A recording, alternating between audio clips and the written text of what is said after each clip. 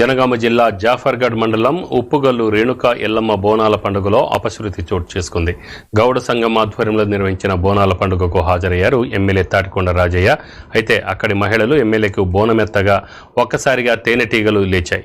దీంతో స్థానికులు పరుగులు పెట్టారు. పరిస్థితి గమనించి అప్రమత్తమైన ఎమ్మెల్యే తన వాహనంలో వెళ్లిపోయారు.